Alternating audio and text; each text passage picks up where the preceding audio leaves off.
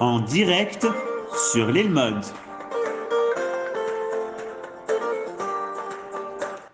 Bienvenue dans notre émission Au cœur d'Israël, soirée exceptionnelle en ce soir du 6 octobre.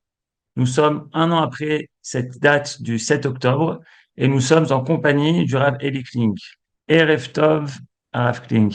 Erev Tov. Je rappelle donc que tu es enseignant et habitant dans la bordure de Gaza. Tu es directeur du programme Atit Remdad depuis maintenant 30 ans. Tu reçois des jeunes filles de France. Donc ça se situe à Netivot.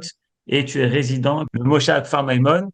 Et donc tu as vécu le 7 octobre sur place. Un an s'est écoulé depuis cette date, mais le 7 octobre n'est toujours pas fini. C'est en fait le point de départ de nombreux changements, peut-être idéologiques, identitaires, peut-être même qu'il y aura des répercussions à l'échelle mondiale sur cet événement.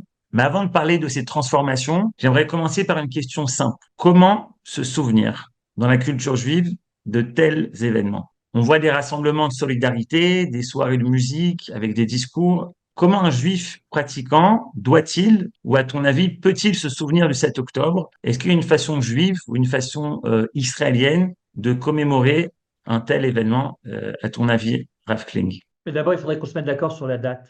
Il y a des dates comme ça qui sont des dates loisiotes, c'est-à-dire du calendrier européen, chrétien, quoi, et qui sont rentrées dans l'histoire. Et puis il y a d'autres dates, je parle même de l'histoire récente d'Israël, qui ont été fixées d'après la date hébraïque.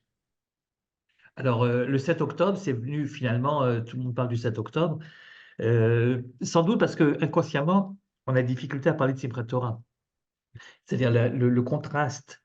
On peut difficilement trouver un contraste plus grand entre ce que représente Simchat Torah habituellement et ce qui s'est passé le 7 octobre. Donc, c'est un petit peu compliqué de greffer les événements du 7 octobre sur la date de Simchat Torah. Je rappelle que, par exemple, pour Yom Ha'atzmaut, la commémoration se fait le 5 Iyar. Pour Yom Yerushalayim, ça c'est le 28 Iyar. Mais, par exemple, le 29 novembre, qui est la date où l'ONU a voté le plan de partage, c'est resté dans l'histoire israélienne, c'est resté Kaftet Benovember, le 29 novembre. Donc, sans qu'on sache très bien quelles sont les raisons, enfin, il y a des fois où ça a été comme ça, des fois où ça a été comme si. Mais le 7 octobre, c'est un petit peu comme le 11 septembre chez les Américains, c'est-à-dire c'est devenu la date qui commémore. Et finalement, c'est pas mauvais. C'est la première chose que je voulais dire. Avant de parler du comment, peut-être pour parler du quand, c'est pas mauvais qu'on fasse une sorte de dispatching entre les deux dates. C'est-à-dire qu'il y a une commémoration qui, je suppose, va être faite chaque année le 7 octobre, et il y a une volonté de mentionner malgré tout ce qui est arrivé, et ça sera certainement à Simchat Torah, et chacun essaiera de mentionner l'événement d'une certaine manière le jour de Simchat Torah. C'est comme la guerre de Kippour, mais je rappelle que la guerre de Kippour, qui est tombée donc évidemment le jour de Kippour, a transformé, pour les Israéliens, a transformé la journée de Kippour, puisque les journaux qui sortent à l'occasion de Kippour sont toujours pleins depuis 50 ans maintenant de ce qui s'est passé, des dernières découvertes de ce qui s'est passé dans ce fameux traumatisme de 73. Et je suppose que c'est ce qui va se passer également l'Ikrat Simchat Torah, au moment où les journaux vont parler de ce qui s'est passé. Et il y a tellement de choses à raconter, tellement de facettes différentes de ce qui s'est passé, de ce qui continue à se passer, parce qu'on n'a pas encore terminé l'événement, que je suppose que ça va être comme ça, l'Ikrat Simchat Torah, on va en parler. Mais le jour de Simchat Torah, c'est bon que les grandes commémorations officielles difficiles, très difficiles, soient célébrées ou fixées ou commémorées le 7 octobre pour laisser à Simchat Torah une autre manière de se rappeler de l'événement. Je crois que c'est très important et que inconsciemment, la société israélienne est en train de le fixer, et je suppose que ce sera comme ça dans les années à venir. Il y aura le 7 octobre avec les commémorations officielles, avec les cimetières, etc. Et puis il y aura Simchat Torah qui sera certainement différent des Simchat Torah qu'on a eu l'occasion de célébrer jusqu'à aujourd'hui. Voilà. Ça, c'est pour le quand. Quant au comment, malheureusement, les événements tragiques ne sont pas nouveaux dans le peuple juif en général et en Israël en particulier. Donc on sait très bien commémorer des situations tragiques. Il y a une manière de se recueillir, il y a une manière de parler. Je suppose que ça va être le cas également cette année demain, donc à la radio, on va entendre des chants qui sont des chants plus mélancoliques, plus difficiles, etc. J'ai entendu même qu'il y a des restaurateurs, alors il n'y a pas encore de loi, c'est peut-être encore trop tôt pour ça, mais il n'y a pas encore de loi qui interdise les commerces et les restaurants et les cafés le jour du 7 octobre, mais j'ai déjà entendu à la radio des gens qui disaient, moi je tiens un café, je tiens un resto, j'ai pas le cœur à l'ouvrir demain, je fermerai, etc. Donc je suppose que avec le temps, ça aussi, ça va un petit peu s'institutionnaliser et que le 7 octobre, ce sera considéré comme une journée de recueillement en Israël, comme on le fait pour, je sais pas, le Yom HaZikaron, etc. Donc, mais ça, c'est le 7 octobre. Mais ce qui m'intéresse moi davantage, c'est le Simchat Torah. Et là, je voudrais dire quelque chose que je suppose je suis pas le seul à penser, mais j'ai l'impression qu'il faut le dire parce que j'entends aussi d'autres voix et j'ai peur que ces autres voix prennent finalement le dessus. Il y a une manière de dire et de sous-entendre que après ce qui s'est passé, on ne peut plus célébrer Simchat Torah avec autant de ferveur, d'enthousiasme et de joie que ce qu'on fait d'habitude. On peut pas, il y a une sorte d'indécence à célébrer de manière trop visible la joie de Simchat Torah, étant donné ce que nous savons, ce qui s'est passé l'année dernière, le même jour. Et là, je pense que justement, il faut prendre le contre-pied. C'est-à-dire que le recueillement, la sensibilité que nous devons montrer vis-à-vis et vous savez, Israël, c'est finalement un petit pays, et je suis persuadé que tous ceux qui sont ici ce soir connaissent non pas l'événement dans son ensemble, mais certainement pensent à quelqu'un que nous connaissons personnellement, c'est-à-dire des amis, des voisins, des proches qui ont vécu l'événement de manière personnelle, avec un drame énorme.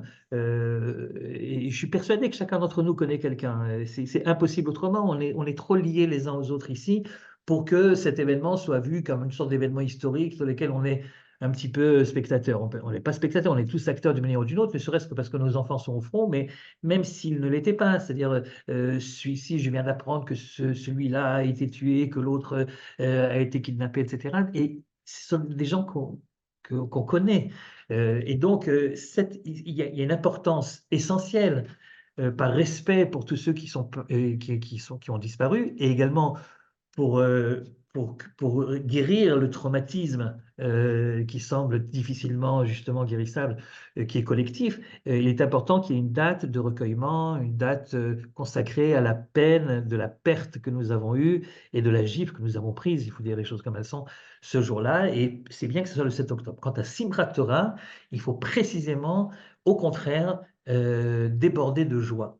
Parce que cet événement du 7 octobre, qui en fait s'est étendu au 8, au 9, au 10 et jusqu'à aujourd'hui, c'est un événement qui rassemble deux particularités qui semblent contradictoires, mais on ne peut pas prendre l'un sans l'autre. La première, c'est le deuil, c'est la défaite totale de l'État en tant qu'État, incapable d'assurer le minimum de ce qui est son devoir, c'est-à-dire de protéger ses concitoyens. Et ça, c'est évidemment quelque chose de lamentable, de triste et de traumatisant. Et en même temps, le même jour, c'est pas seulement les jours qui ont suivi, c'est le même jour, cette force particulière, impressionnante. Pratiquement, on n'a pas encore tout raconté là-dessus. Les choses apparaissent au fur et à mesure. Mais cette force énorme, ce courage, cette abnégation, cette volonté d'aider des gens que les gens ne connaissaient pas obligatoirement, qui sont quand même, on les tout laissé tomber pour aller se battre, etc. Les gens qui ont défendu leur kibbutz jusqu'à la fin, jusqu'à la dernière cartouche. Cette jeune fille dont j'ai lu l'histoire ce Shabbat, qui a continué, qui est paramédic, qui a continué à aider les blessés alors qu'elle savait que dans ce dispensaire improvisé, personne n'était à l'abri et que les Arabes avançaient au fur et à mesure, les terroristes avançaient, et qu'elle savait très bien que si elle continuait à rester ici, à soigner ses blessés, elle finirait par mourir. Elle est restée, elle est morte, etc. Donc il y a toutes ces dizaines, centaines, milliers d'histoires de courage, de bravoure, etc., qui font également partie du 7 octobre. Et c'est très compliqué de pouvoir se commémorer à la fois la perte et en même temps de pouvoir célébrer le courage de cette société israélienne qui a révélé ses plus beaux, finalement, ses plus belles manifestations. Et donc, il y a à la fois c'est pour ça que c'est une bonne chose finalement qu'on divise cette commémoration en deux dates. La date du 7 octobre qui sera consacrée essentiellement à la douleur et la date de Simchat Torah qui sera, elle, consacrée à la victoire de la vie sur nos ennemis qui voulaient justement nous décourager. Ils ne voulaient pas seulement tuer les quelques milliers ou quelques centaines ou plus d'un millier de personnes ce jour-là. Ils voulaient que les survivants soient découragés par tout ça et baissent les bras et se laissent finalement massacrer, etc. Or, là, je pense qu'on les a étonnés autant que peut-être on s'est étonnés nous-mêmes en nous remettant debout en un temps record finalement et en redressant en fait la barre. Et ça, la victoire de la vie sur le désespoir, la victoire de l'espoir sur le désespoir, de la vie sur la mort, de la joie sur la tristesse, il faut également, c'est très important de le commémorer aussi. Et si c'est compliqué de le faire le même jour, vous savez qu'à Yom Ha'atzmaut, on fait aussi 2 jours, mais 2 jours qui sont très très collés. Et, donc la veille, c'est Yom HaZikaron, le lendemain, c'est Yom Ha'atzmaut. Et déjà, ce passage d'un jour à l'autre est un passage difficile. Ici, on a, par les hasards du calendrier, on a la possibilité d'avoir quelques jours de distance. Et c'est donc le passage est moins brutal et moins brusque. Mais je pense qu'il est très important de garder les deux. Et je pense que ce Simchat Torah doit être le plus joyeux des Simchat Torah qu'on ait célébré jusqu'à présent. C'est une victoire.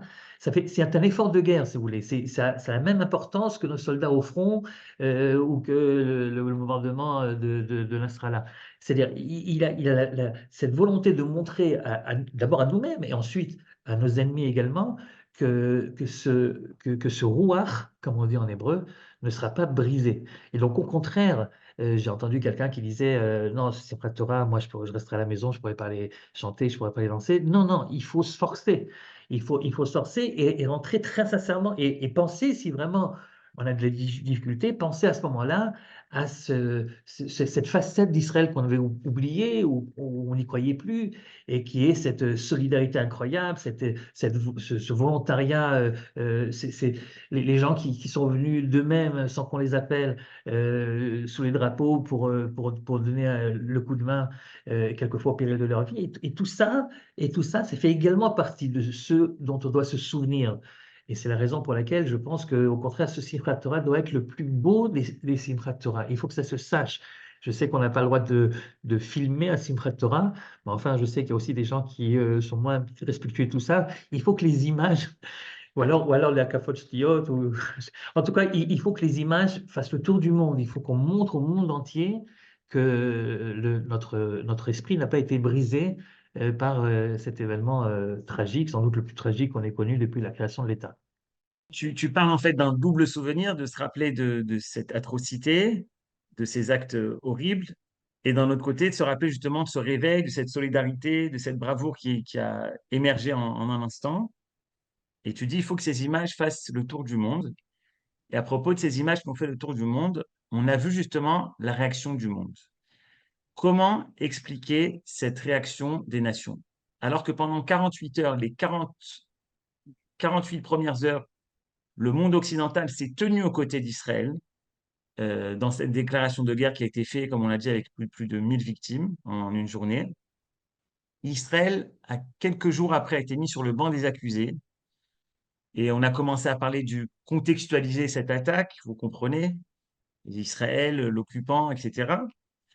Récemment, il y a quelques jours, lorsque les vipeurs ont sonné pour le Hezbollah, uniquement et uniquement chez les membres de cette organisation terroriste du Hezbollah, on a entendu des voix en Occident qui se sont levées affirmant que cette attaque était complètement illégitime. Est-ce que tu peux nous donner des pistes? Pourquoi, à ton avis, ces réactions d'antisionistes, antisémites au sein des nations? C'est un événement biblique, hein, ce qui nous est arrivé, et dans le sens où c'est un événement révélateur. C'est-à-dire, il y a un certain nombre de choses que nous connaissions déjà parce que nous les avions étudiées. Et je crois que l'une des particularités de ce qui nous arrive depuis maintenant un an, c'est que ce dont nous savions donc nous connaissions l'existence, soit par des histoires que nous racontaient nos ancêtres, soit par des textes que nous avons étudiés, sont devenus visibles, mais réellement visibles. Par exemple, cette idée que l'antisémitisme, loin d'avoir disparu, a toujours été latent, et également cette idée que finalement s'est révélée réelle et exacte, qui est que la plupart de nos alliés, de nos amis avec des guillemets, etc., la plupart de ceux qui sont censés partager nos valeurs finalement, adore les juifs morts, mais déteste les juifs qui se défendent et qui sont debout. Alors, c'est une idée qui est toujours un petit peu difficile à dire parce que dès qu'on la prononce, alors il y a quelqu'un qui vient nous raconter qu'il y a des contre-exemples, mais justement, les contre-exemples sont là que pour justifier le cas général. Prenez la chaîne Arte. Je ne sais pas dans quelle mesure ceux qui sont ici présents dans ce Zoom connaissent la chaîne Arte, la regardent de temps en temps, etc. C'est une chaîne franco-allemande qui consacre énormément, je ne suis pas spécialiste de la chaîne, donc je n'ai pas fait le calcul, mais enfin je suis persuadé que ce serait étonnant de voir combien d'heures cette chaîne franco-allemande consacre à la Shoah, au malheur, aux persécutions du peuple juif, avec beaucoup d'empathie, de sympathie, etc., etc.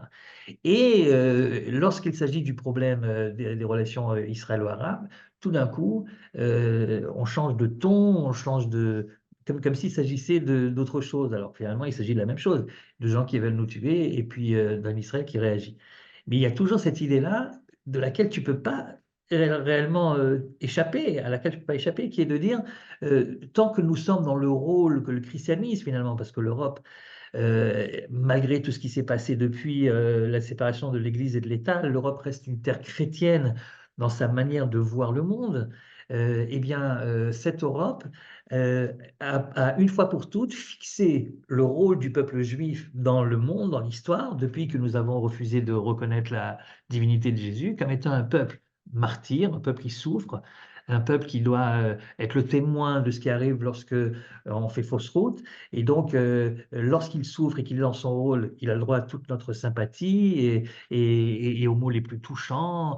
La France ne serait pas la France si les Juifs étaient attaqués, etc. Enfin, ce genre de choses qui font toujours chaud au cœur à la plupart des Juifs quand ils entendent ça de la part de nos voisins non-juifs. Et puis, dès que tout d'un coup, le Juif n'est plus dans le rôle que les 2000 ans d'exil lui ont assigné, c'est celui qui prend des coups, qui pleure, qui prie, qui supplie, qui demande l'aide d'autrui, et qui quelquefois l'obtient, quelquefois l'obtient pas, et qui remercie les justes de les avoir aidés, etc. Et dès que c'est un autre juif, dès que c'est un juif qui se défend, qui contre-attaque, qui essaie de trouver l'ennemi là où il est et de lui balancer 80 tonnes d'explosifs sur la tête, alors là tu exagères. C'est toujours cette idée que Israël exagère. On veut bien lui concéder, même après une Shoah, lui concéder un bout de territoire national, mais il ne faut pas exagérer. D'ailleurs, cette idée que le juif exagère, je l'avais vu dans le discours de De Gaulle. Vous savez, le fameux discours de De Gaulle qu'il a fait quelques mois après la guerre des 6 jours, dans lequel on a tous retenu la même phrase, le peuple sûr de lui-même est dominateur. Mais en fait, la vérité, il faut écouter tout le discours. Il y a des choses très importantes qui sont dites par De Gaulle dans le discours en général. Et si tu veux résumer en une phrase, De Gaulle dit, les Juifs ont exagéré. Ils ont exagéré, c'est-à-dire on a bien voulu leur donner, parce que, bah, évidemment, après tout ce qui est arrivé, la pitié, etc., voilà, bon, alors on leur a donné leur truc, mais là, franchement, ils exagèrent. Ça veut dire quoi, ils exagèrent? Ça veut dire qu'ils sortent du rôle qu'on leur a fixé une fois pour toutes. Un juif qui se lève debout et qui porte le coup ailleurs, c'est un juif qui est insupportable. Le Monde, le journal Le Monde a changé de sa manière de voir Israël dès le lendemain de la guerre des 6 jours, dès le deuxième jour de la guerre des 6 jours, en fait. Tant qu'Israël est attaqué, tout va bien. Regardez ce qui se passe avec Macron, etc. C'est-à-dire, quand est-ce qu'il se réveille pour demander un cessez-le-feu? Dès que Israël attaque au Liban le Hezbollah. Mais tant que pendant un an, 11 mois, c'est le Hezbollah qui attaque Israël, personne ne demande un cessez-le-feu. C'est normal, Israël est dans son rôle. Celui qui reçoit des coups et qui, bon, et là, on sympathise dans le meilleur des cas et encore pas toujours. Et voilà, mais dès qu'on réagit, alors je me rappelle que pendant la guerre des 6 jours, pendant la guerre de Kippour, c'était pareil. C'est pendant les premiers temps où Israël a reçu les coups, il pensait ses plaies, et on pensait que c'était la fin de l'État. Alors tout le monde était très gentil avec nous. Et puis dès que la troisième armée égyptienne était encerclée et qu'Israël fonçait vers Damas et vers le Caire, alors tout le monde demandait un cessez-le-feu, depuis les Américains jusqu'aux Russes. Tu parles du rôle qui nous a été incombé par les nations, ce rôle de victime, mais Dieu est dans la Torah, c'est un autre rôle qu'il nous donne. Il nous parle d'un rôle de Mamlechet Kohanim, d'être une lumière pour les Oui. nations. On est à nouveau une nation après 2000 ans d'exil. Il y a un contraste là, il y a quelque chose qui ne fonctionne pas. Et c'est justement ce qui passe pas aux yeux dans la gorge du monde, c'est-à-dire c'est cette volonté que, encore une fois, des fois c'est pas conscient, des fois c'est inconscient, mais cette volonté qu'a le peuple juif depuis maintenant plus de 70 ans de changer de rôle et de refuser le rôle qu'on a voulu lui mettre et lui coller à la peau. Et c'est ça qui passe pas, en effet, tu as raison. C'est-à-dire, si on fait abstraction de ce que les goïms veulent, je dis les goïms de manière très générale, évidemment, je sais bien que je généralise et qu'il y a des exceptions, mais enfin, pour la compréhension, la clarté de l'exposé, il faut toujours généraliser, on n'a pas le choix. Et lorsque les goïms nous forcent à accepter un certain rôle, ils savent très bien que ce n'est pas du tout le rôle que Dieu nous demande d'assumer en tant que Mamlechet Kohanim et Goy Kadosh, en effet, que peuple de prêtres, etc., dans la Torah. Mais c'est justement, c'est ça le Nouveau Testament, c'est précisément mettre ce rôle qu'Israël avait soi-disant dans leurs écrits saints, etc. Voilà, ça s'est dépassé, on a changé de registre, on parle d'autre chose maintenant, et vous ne pouvez exister qu'en tant que peuple témoin et victime de la victoire des autres. Et donc de votre propre victime, de votre propre victimisation. Alors, si jamais on peut compatir, on peut avoir pitié de vous, etc., mais pas plus. N'exagérez surtout pas. N'exagérez pas, ça veut dire ne faites pas ce que n'importe quelle nation est censée faire quand on attaque, c'est-à-dire riposter et porter les coups à l'adversaire. Ça, surtout pas. J'ai même entendu des journalistes français qui ne sont pas les plus, a priori en tout cas, que je ne considérais pas moi comme étant les plus anti-israéliens, et qui ont dit que cette attaque ciblée, regardez ce qui se passe, c'est-à-dire on refuse qu'on fasse des attaques à Gaza parce que, soi-disant, il y a des victimes collatérales, mais lorsqu'on fait une attaque de masse et ciblée, ce qui est unique dans l'histoire des guerres, soit les attaques sont ciblées, donc par définition ne sont pas de masse, soit ils sont de masse, alors ils ne sont pas ciblés.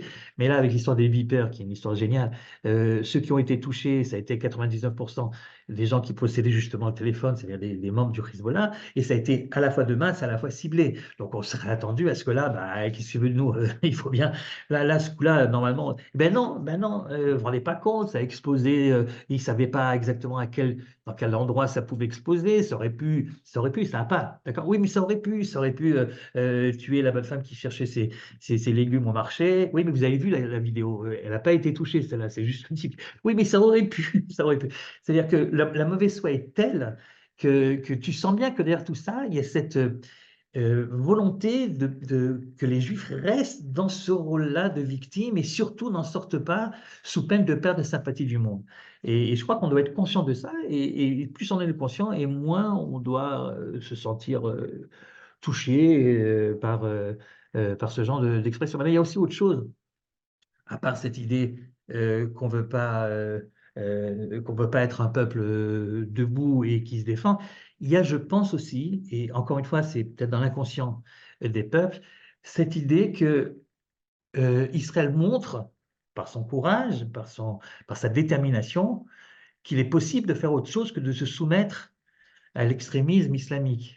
Or ça, dans les pays occidentaux, c'est une forme de critique énorme envers leur propre lâcheté, vous voyez?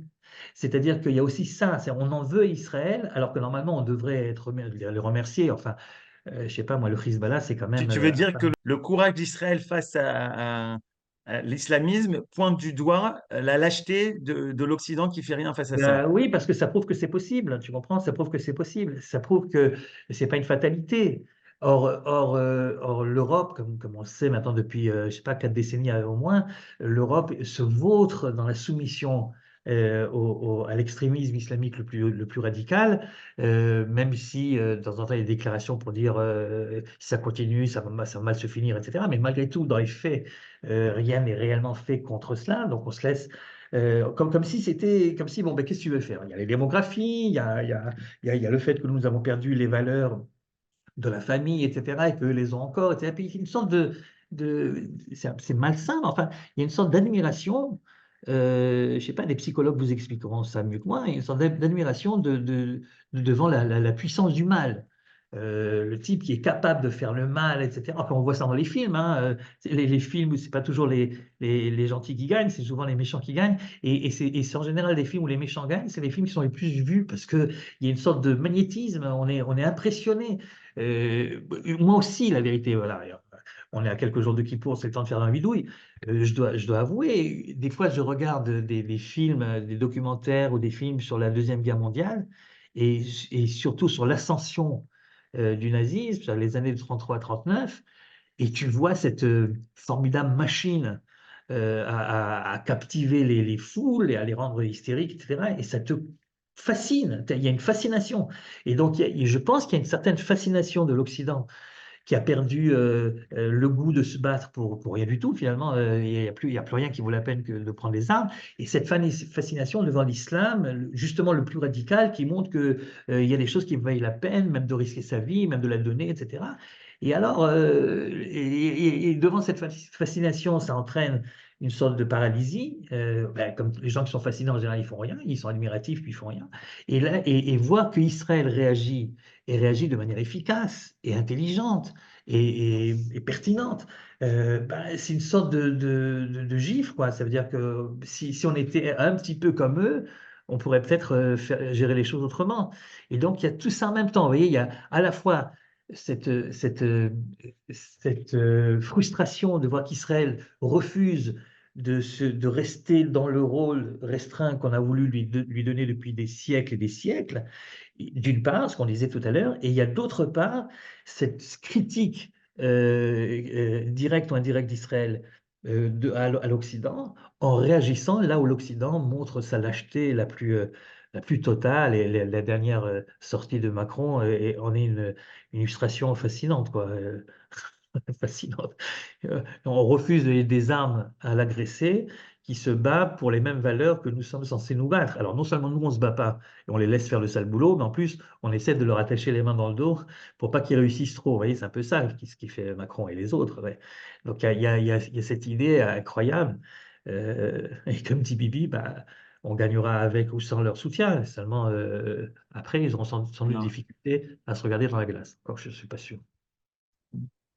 Justement, à ce niveau-là, tu nous parles de Macron de la France qui essaye de faire un embargo sur Israël.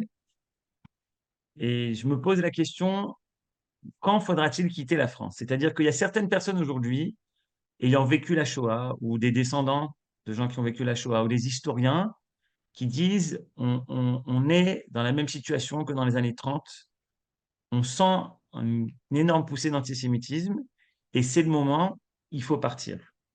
Ça, c'est une partie des gens qui ont fait leur alia, qui sont en train de la préparer sérieusement.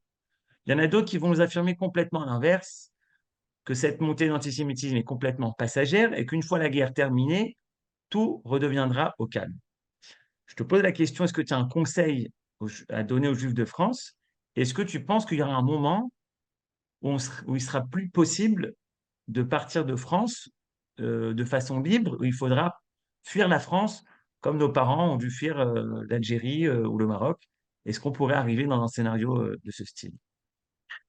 Ta question n'est pas très honnête parce que tu sais très bien que tu parles à quelqu'un qui a consacré l'essentiel de sa vie d'adulte à encourager, à encourager la LIA et la LIA des jeunes en particulier, etc. Donc, évidemment que moi, ma décision, ma vision sur l'histoire et sur le peu d'avenir qui reste aux Juifs d'Europe en général et de France en particulier, c'est un truc qui ne date pas du 7 octobre. Hein. Ça, je le sais depuis longtemps, je le vis depuis longtemps, j'essaie de le faire partager le plus possible depuis longtemps également. L'ALIA, c'est une histoire assez personnelle finalement, c'est-à-dire chacun décide à quel moment le déclic, à quel moment la coupe est pleine, quoi.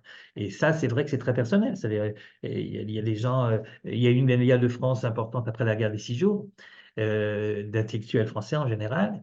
Il y a eu des aliotes qui sont faits dans d'autres occasions, et bon, chacun a choisi le moment où pour lui, bon, voilà, on a bien compris qu'on ne peut plus continuer. Sur les quelques 50 filles qui viendront après les fêtes chez nous, une bonne partie, je sais de discussions que j'ai eues avec leurs parents, une bonne partie, c'est ça qu'ils me disent. Ils me disent, voilà, on s'est bien rendu compte que, voilà. Là, je viens de recevoir aujourd'hui, à 3 heures, une, un message d'une jeune fille qui est une ancienne de chez nous il y a 3 ans, qui me dit, voilà, j'ai une nouvelle à t'annoncer, je fais mon alia. J'ai dit, ah bon, qu'est-ce qui se passe? Je crois que tu faisais des études importantes là-bas à Paris. Non, mais ça y est, j'ai compris, quoi. Il ne faut pas exagérer, il y a des limites. Donc, il y a en effet, comme tu dis, il y a cette prise de conscience qui vient à cause des événements du 7 octobre. Et attention, ce n'est pas la montée de l'antisémitisme essentiellement, j'allais dire uniquement, mais enfin, même essentiellement, je ne pense pas. Je pense que c'est cette impression de ne pas vouloir passer à côté des nouvelles pages bibliques que le peuple juif en Israël est en train d'écrire. Voilà, pour dire la chose clairement. Il y a un moment où tu te sens inutile au, au- dans le niveau le plus large possible. C'est-à-dire, tu as, ta petite vie, tu as ton petit confort ou pas, tu gagnes ta vie mieux ou moins bien, tu as ta famille, etc. Tu as ta petite synagogue où tu vas rendre service au Dieu de tes pères parce que c'est comme ça qu'on a l'habitude dans la famille. Voilà. Et puis, à un moment, tu te dis, mais est-ce que je ne suis pas en train de passer à côté de l'essentiel? Et l'essentiel, c'est écrire les nouvelles pages de l'histoire d'Israël. Quand je dis Israël, c'est au sens du peuple juif. Or, tout le monde sait aujourd'hui, même s'il pouvait y avoir des doutes il y a quelques 50 ans ou 60 ans, mais tout le monde sait aujourd'hui que les pages de l'histoire biblique, les pages de l'histoire d'Israël, les nouvelles pages, ne s'écrivent qu'ici et certainement pas ailleurs. Et que si nous avons également des moments de douleur ici, et ô combien, les douleurs de là-bas n'ont rien à voir avec les douleurs d'ici. Quelqu'un disait très justement qu'il y a une grande différence entre les douleurs de l'accouchement et les douleurs de la fin de vie. Lorsqu'on agonise, c'est douloureux. Et lorsqu'on met au monde un enfant, c'est douloureux également. Mais la différence entre une douleur et l'autre, c'est pas dans l'intensité de la douleur, c'est dans le fruit de la douleur. Qu'est-ce que finalement tout cela va donner? Est-ce qu'on va accoucher de quelque chose de nouveau ou est-ce qu'on va au contraire vers la fin? Alors, il me semble que les douleurs qui sont aujourd'hui le lot de nos frères juifs qui sont encore en Europe, aux États-Unis d'ailleurs c'est pareil, là aussi, cette guerre a aussi montré il y a plein de choses comme ça qui sont tombées, des idées qu'on a, des certitudes que nous avions pendant longtemps et qui sont tombées depuis un an. Cette idée par exemple que bon, l'Europe ça va peut-être mal pour les juifs, mais enfin les États-Unis, bon, les États-Unis c'est quand même la communauté juive la plus importante, la moins complexée, etc., etc. Et puis on voit que finalement que les juifs américains sont tout aussi fragilisés que les juifs européens. C'est-à-dire qu'il y a tout d'un coup cette idée que tu dois choisir. Alors, ceux qui choisissent le plus vite possible, tant mieux pour eux, et ils auront gagné, peut-être qu'ils auront sacrifié leur propre vie au niveau Parnassa, au niveau intégration, au niveau sociétal, parce qu'il faut dire que les Aliotes, quelquefois, c'est pas toujours un parcours sympathique. Mais en tout cas, ils auront certainement assuré la survie, l'épanouissement de leurs enfants et de leurs petits-enfants. Et puis, il y a ceux qui pensent qu'on peut encore sauver les meubles. Et ça fait toujours à la fois mal au cœur, à la fois sourire de voir tant de communautés en France qui investissent tellement dans la pierre en construisant encore et encore et encore des bâtiments et des centres communautaires, des je sais pas quoi, de plus en plus riche, de plus en plus énorme, alors que tu sais très bien au fond de toi-même que pour qui et pourquoi tout ça. Pour qui et pourquoi. Alors évidemment, de le dire comme ça, j'ai toujours un peu de scrupule, malgré tout, à dire les choses de cette manière-là. En général, je l'ai dit, mais je l'ai dit de manière un peu plus détournée, parce que tu as toujours l'impression que tu fais de la morale à des gens qui finalement sont des braves juifs, etc. Et ils ont l'impression que si on incite à l'alia, c'est parce qu'on veut se donner à nous bonne conscience. Finalement, on a fait un pas, on regrette peut-être de l'avoir fait, on espère que d'autres le feront également pour nous rassurer. Enfin, ce genre de choses que j'ai déjà entendu. Alors que c'est pas du tout ça, c'est pas du tout ça. C'est uniquement une sorte d'analyse la plus objective possible, qui évidemment qui vient de notre part, donc c'est évidemment subjectif, même si on veut qu'elle soit objective. Enfin, c'est une analyse qui dit voilà, il n'y a plus d'avenir, tout simplement. Si quelqu'un pense qu'il y a encore un avenir Justement, important pour les Juifs en France ou en Europe, il faudrait bien qu'il me le démontre. ce 7 octobre a été révélateur de beaucoup de choses, comme on l'a vu du rapport des nations face à Israël, du rapport d'Israël face à lui-même, cette bravoure d'un côté, ce manquement inimaginable de l'État et de l'armée. Ma question que je voudrais te poser, c'est maintenant, est-ce qu'on va peut-être arriver à une brisure, à un schisme entre les Juifs d'Israël et ceux qui vont rester en diaspora, qui seront peut-être même hostiles à Israël, avoir comme deux peuples juifs qui vont continuer peut-être en parallèle, peut-être un qui va haïr l'autre. Est-ce que c'est quelque chose qui peut se développer dans les décennies à venir? On a un peuple qui est tellement vieux qu'il est difficile de trouver un événement qui soit sans précédent dans notre histoire. Cette idée de deux pôles, le pôle des Juifs d'Israël et le pôle des Juifs de diaspora, c'est une idée qui n'est pas nouvelle. Et chaque fois qu'Israël a retrouvé sa souveraineté chez lui, donc c'est vrai que la dernière fois c'était il y a longtemps, mais on a encore des textes, on a encore les textes du Talmud, les textes de la Mishnah, etc. On voit très bien qu'il y avait des tensions. Déjà à l'époque d'Ezra, à l'époque du premier retour, les Ezra fulminent contre ceux qui, et pas n'importe lesquels, qui osent rester en Babylonie, alors que il faut reconstruire le temple, alors qu'il faut rebâtir un État indépendant, etc. Il en veut aux Lévites qui ne viennent pas, il en veut aux rabbins qui restent de l'extérieur. Il faut relire les textes d'Ezra et Néhémie pour voir que ces tensions, finalement, ne datent pas d'aujourd'hui. Mais dans la vérité, après, évidemment, dans l'histoire des rabbins, c'est que pendant une période, après la destruction du temple, pendant une courte période, disons 2 siècles, il y avait un centre juif encore assez important en Eretz Israël, et qui a donné le Talmud de Jérusalem. Il y avait un centre juif de plus en plus important en Babylonie. Et les rabbins de Babylone et les rabbins d'Eretz Israël ne s'apprécient pas de manière. On voit de temps en temps des textes assez durs, les uns contre les autres, dans la manière qu'ils avaient d'étudier et aussi dans le sens qu'ils avaient de l'histoire juive. Euh, on voit chez Rabbi Zera qui a fait son Aliyah, on voit qu'un des Juifs d'Eretz Israël lui dit c'est à cause de ton père que le temple a été détruit, parce qu'il n'est pas venu à l'époque où il aurait dû venir, etc. Enfin, les choses sont pas simples, hein, donc tout ça pour te dire que peut-être en effet que avec le temps, les choses vont se crisper encore davantage, etc.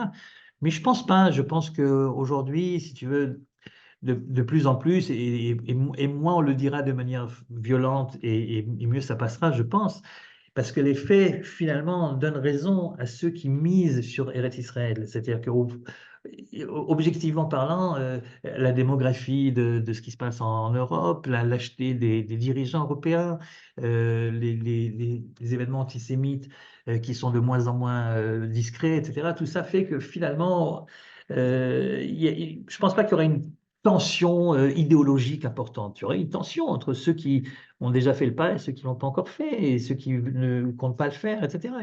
Mais pas, je ne pense pas que ça sera de manière violente. Par contre, ce que je me suis aperçu, et là en effet c'est inquiétant, c'est que une partie, pour l'instant très minoritaire, mais une partie quand même, de ceux qui décident pour des raisons idéologiques de rester à l'extérieur, sentent très bien que pour leur bien-être personnel et leur bien-être au niveau social également, etc., ils sont bien obligés de laisser un petit peu tomber Israël idéologiquement et de le soutenir de moins en moins, et même quelquefois d'adopter des positions qui sont celles de nos ennemis. Et là, ça me fait un petit peu peur. Il y a toujours eu des Juifs, bon, on appelait ça la haine de soi, on appelait ça toutes sortes de choses, et il y a toujours eu des Juifs qui prenaient parti pour nos ennemis, pour nos adversaires. J'ai l'impression qu'aujourd'hui, c'est de moins en moins discret, c'est de plus en plus décomplexisé. C'est-à-dire, moi, je connais de plus en plus de jeunes, surtout les jeunes, qui, alors je sais que c'est le cas également aux États-Unis, puisqu'il y a des mouvements organisés de Juifs anti-israéliens, et je vois que ça devient le cas également en Europe, en France également, où tu vois, alors évidemment c'est encore très minoritaire, mais c'est pas le côté minoritaire qui m'inquiète, c'est le côté décomplexé, c'est-à-dire on annonce de manière officielle et au contraire, et pour justifier finalement. Derrière ça, il y a ça aussi. Pour justifier la décision de rester encore en Europe malgré tout, il y a cette idée qu'on ne peut pas rester en soutenant un pays qui, euh, de manière évidente, dont les intérêts ne sont pas les mêmes que ceux compris par les dirigeants européens ou par la population européenne. Et donc, ils adoptent de plus en plus le narratif de nos ennemis, et ça m'inquiète davantage. Je ne sais pas très bien d'ailleurs comment est-ce qu'on peut réduire le problème. C'est très compliqué de discuter avec eux. J'ai essayé à plusieurs reprises, c'est pas simple. Encore une question sur le Rav Kook. Le Rav Kook écrit lors de la Première Guerre mondiale. Il est au cœur de cette guerre. Il se trouve en Europe à ce moment-là. Et il dit que régler Mashiach Magim. Il décrit que les pieds du Messie sont en train d'arriver. Malgré l'horreur, malgré la tourmente, malgré les atrocités, les millions de morts qu'il y a autour de lui, il est capable de voir justement cette lueur d'espoir que lui, il appelle les pieds du Mashiach. Où est-ce que toi, tu la vois, cette lueur d'espoir? Ça fait 1 an qu'on est en plein dans cette guerre, on ne l'a pas encore fini. Est-ce que tu vois déjà les germes de quelque chose de nouveau, d'un espoir qui renaît dans la société israélienne? Bien sûr, mais c'est plus facile aujourd'hui qu'à l'époque du Rav Kook ou à l'époque de Rabbi Akiva, son prédécesseur, qui, au moment où les renards se baladaient librement sur l'emplacement du temple en ruine, tout le monde pleurait et lui riait en disant si les prophéties de malheur se sont réalisées, c'est sûr que les prophéties de Géoula se réaliseront également. C'était très compliqué de le dire à l'époque de Rabbi Akiva. C'était pas simple de le dire à l'époque du Rav Kook. Et aujourd'hui, c'est beaucoup plus facile finalement. C'est beaucoup plus facile parce qu'on n'a pas à rechercher énormément ou à fouiller dans les sous-entendus, dans les petites phrases, etc., pour voir toute la beauté, la- pour être émerveillé. Je vous le dis franchement, encore une fois, c'est des choses qu'on savait parce qu'on a étudié le Rav Kook justement, et donc on sait qu'au plus profond, Israël est capable de ça. Le peuple juif est capable de ce réveil, de cette ardoute, de cette solidarité incroyable, etc. Mais une chose est de le savoir et même de le vivre de temps en temps, parce que tous ceux qui ont fait leur aliyah il y a quelques années, il y a 10, 20, 30 ans, ont eu ici ou là l'occasion de voir cette solidarité se réveiller, etc. Mais enfin, ce qu'on voit depuis 1 an, ça dépasse tout ce qu'on aurait pu imaginer, quoi. Il suffit de regarder autour de nous et de voir. C'est vraiment impressionnant. C'est-à-dire, je suis persuadé que même les plus optimistes parmi nous n'auraient pas cru, surtout après l'ambiance que nous connaissons du 6 octobre, du 5 octobre, du 4 octobre, du Kippour qui précédait le 7 octobre. L'ambiance à couteau tiré, de loi d'une guerre civile réelle pour des stupidités finalement, et de voir que justement de cet abîme énorme, le peuple était capable de se réveiller et de montrer de lui-même une facette complètement différente, complètement opposée, avec tellement d'amour gratuit, quoi, tellement d'amour gratuit vraiment, c'est-à-dire, et qui continue jusqu'à aujourd'hui. Moi, j'habite donc, comme tu as dit, pas très loin de la frontière de Gaza. Il y a à côté de chez nous, dans un petit village à côté, une base civile qui a été mise en place depuis le 7 octobre pour aider les soldats. Moi, je pensais qu'avec le temps, le nombre d'aliments qui allaient être apportés pour les soldats et de cadeaux en tout genre allait diminuer. Et je vois, à chaque fois que je passe devant, je suis impressionné de voir la quantité énorme, etc. Tu as ce réveil incroyable de cette unité retrouvée d'Israël. Je sais qu'il y a des sons dissonants, je sais qu'il y a des gens qui ont repris le même discours d'avant, mais je pense, enfin j'espère en tout cas, il me semble qu'ils sont beaucoup moins entendus qu'à l'époque et que ce qu'aujourd'hui, en tout cas ceux qui sont au front, qui reviennent et en qui je mets beaucoup d'espoir, j'espère comme beaucoup d'entre nous qu'ils seront la nouvelle classe politique de demain, que ces gens-là sont capables de voir au-delà de nos divergences d'opinion, de voir l'unité fondamentale d'Israël. C'est ce que le Rav Kook a essayé de dire toute sa vie finalement. J'ai encore devant les yeux le texte du Rav Kook à propos de Purim. C'est à Purim, il s'est passé quelque chose d'assez ressemblant. C'est-à-dire que d'un côté, Haman présente la situation du peuple d'Israël à Achashverosh en lui disant c'est un peuple qui est non seulement dispersé, Mefouza, mais également Mephorad, divisé. Et donc, c'est le moment, quoi. C'est le moment de les attaquer. Ils sont complètement divisés. Et là, tout d'un coup, l'Erknos et Kol Yehudim se réveille de solidarité, etc. Et Rav Kook pose la question que nous nous posons également aujourd'hui. À quel moment nous sommes réellement nous-mêmes? À quel moment Israël est lui-même? Au moment où il apparaît tellement divisé, tellement au bord de la guerre civile, etc. Ou alors au moment de ce fameux réveil de solidarité incroyable que nous vivons depuis quelques mois. Et évidemment, le Rav Kook dit et essaie de prouver que la véritable nature d'Israël, même si elle est souvent cachée, souvent enfuie, c'est ce sentiment très profond qu'on est tous dans le même bateau et qu'on fait tous partie du même peuple et qu'on a tous une même vocation, même si on n'est pas toujours d'accord sur le sens à donner à cette vocation-là. Mais c'est pas seulement parce que on sait très bien que l'union fait la force et que si on est divisé, on risque de périr. C'est également beaucoup plus que ça. C'est également cette prise de conscience qu'on a quelque chose à dire à l'humanité et que cette chose qu'on a à annoncer à l'humanité, c'est d'abord son unité.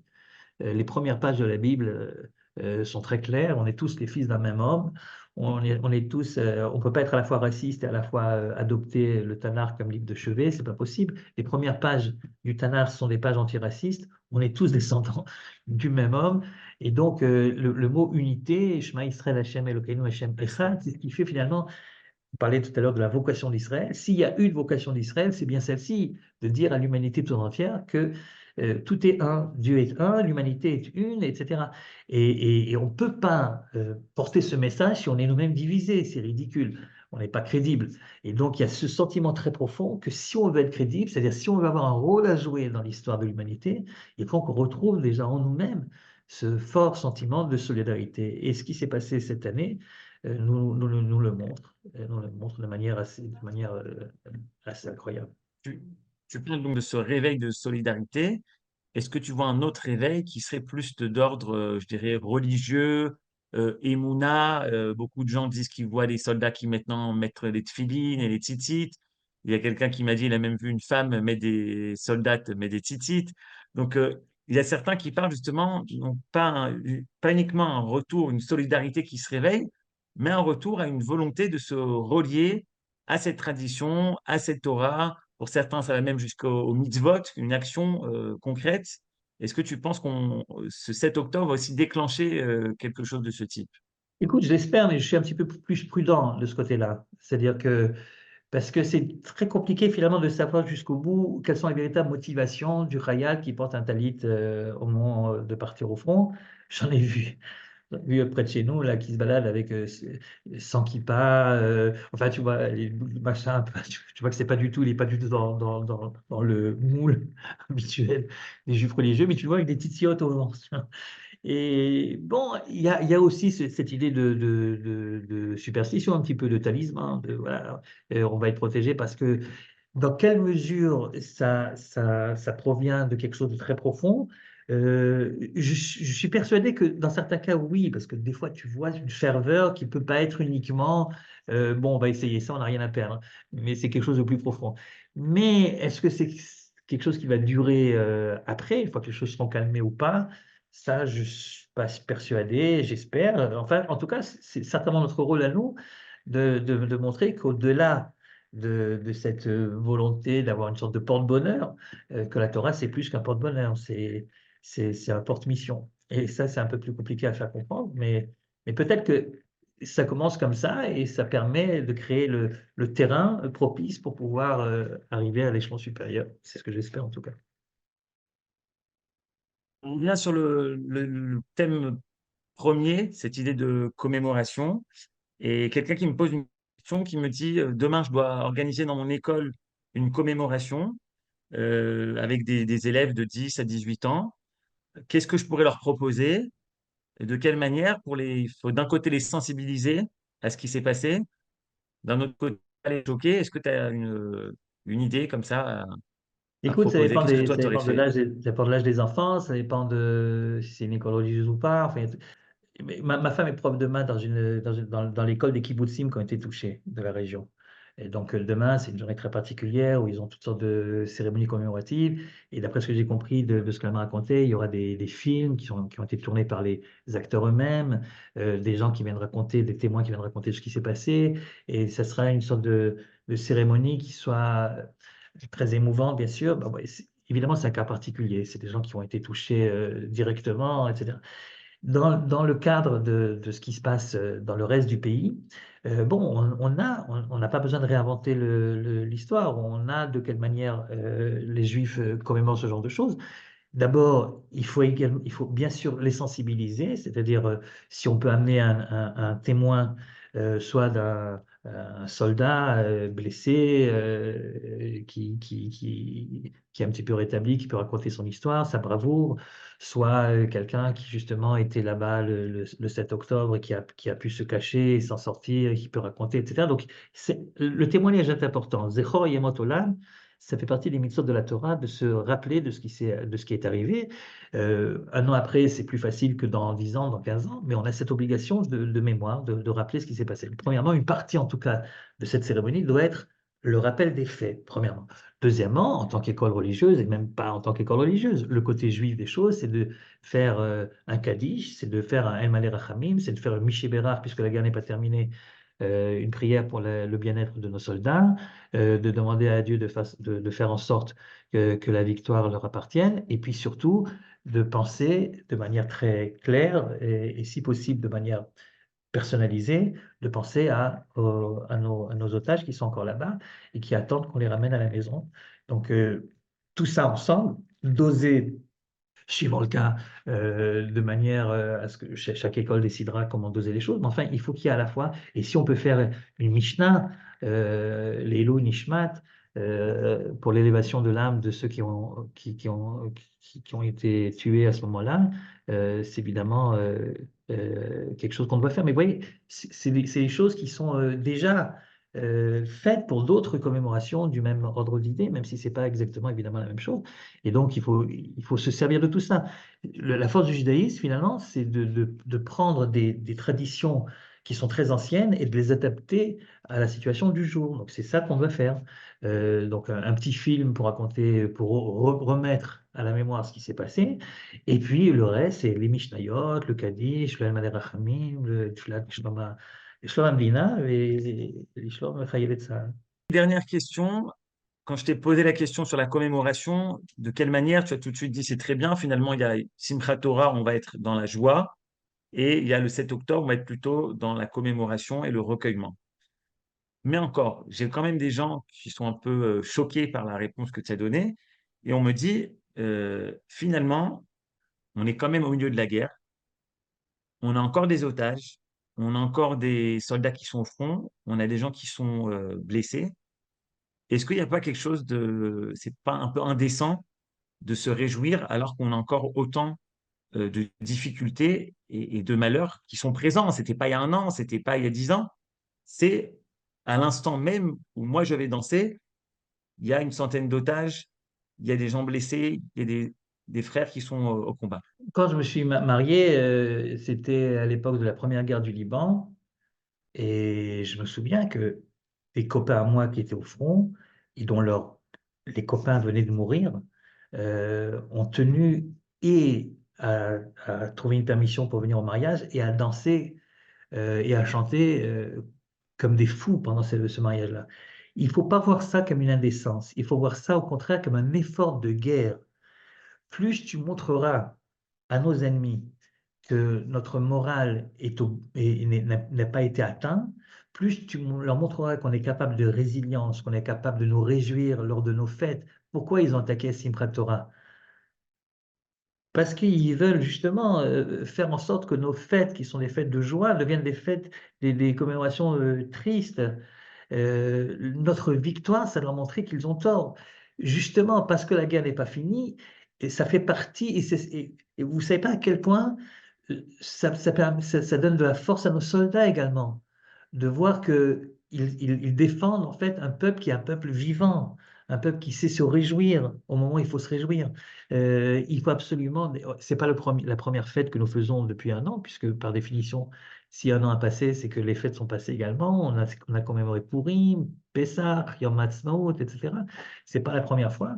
C'est vrai que là, c'est le jour anniversaire, mais justement, précisément, c'est comme ça que moi je vois les choses en tout cas. Je pourrais pas, évidemment, forcer les gens à voir de la même manière que moi je vois les choses. Chacun le voit comme il le ressent. Si la personne en question de laquelle tu me parles ne se sent pas la capacité, la volonté de le faire, qu'elle préfère rester à la maison ce jour-là, je ne le juge pas. Je pense qu'il a tort. Je pense qu'au contraire, il faut le faire pour nous-mêmes, il faut le faire pour Israël, il faut le faire pour l'effort de guerre, il faut le faire pour montrer à tous les autres qui nous entourent que jamais ils ne parviendront à éteindre la flamme de la joie qui est la raison d'être finalement du service de Dieu et donc de la destinée d'Israël. Toda Rabba Rav Kling. Merci d'avoir visionné cette vidéo. Je vous invite à vous abonner à notre chaîne InMode pour plus de replays, de conférences, de cours, d'interviews. Cliquez sur le bouton juste ici et vous êtes abonné à l'InMode. À très bientôt.